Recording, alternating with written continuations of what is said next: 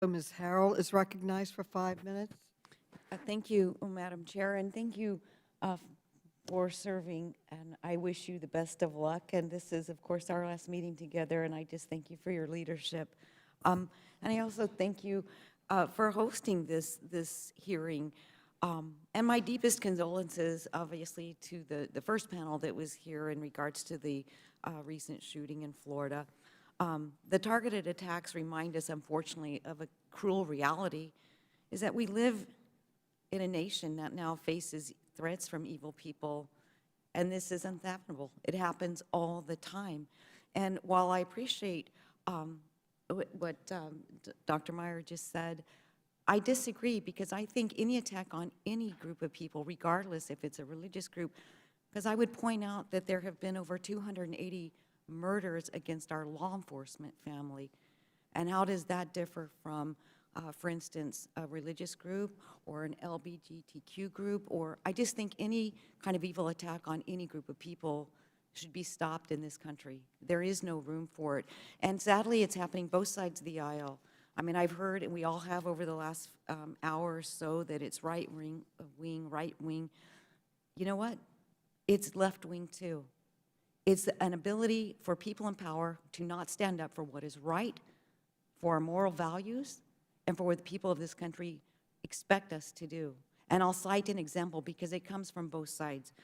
After the shooting in Colorado, Speaker Pelosi, and I quote, "Right-wing extremists target transgender Americans' most fundamental rights and freedoms, whether spouting dangerous rhetoric from cable news desks or openly bullying school children from the halls of power. MAGA Republicans are cruelly undermining the safety and well-being of our transgender community." End of quote. That's not based on science. That's based on pushing the American people further apart and making everything more divisive. Because everyone on this side of the aisle who spoke today has truly said they hate to see this crime against any group of people in this country. And when we offered condolences to those who have suffered through the tragedy, we were faced with searing criticism. The violent rhetoric translating into violent actions, it's not merely a concept, it is a real reality. And sadly, you know what? We could fill this entire committee hearing for the rest of the year into 118, the new committee. We could have hearings against violence against judges, clubs, abortion clinics, hospitals, schools, grocery stores, business owners, malls, law enforcement. Because we've allowed the media and social media platforms to drive the narrative instead of having real conversations right here in these committee rooms where we can come together and find solutions that protect all Americans. Every single American deserves to live in a country where they can live in a society that affords them every level of security. We cannot accept the violence as an approach to solving problems that we face each and every day, or demonize each other as an excuse not to engage with those that we disagree with. And I urge my colleagues, let's stop shifting the blame and instead work together to build an America that truly lives up to its promises of life, liberty, and the pursuit of happiness for everybody. And I want to just follow up on a question that came up. Ms. Pocock brought something up, and I want to ask Mr. Lehman. She said, you know, we need to notice who the real perpetrators are or predators are and hold them accountable.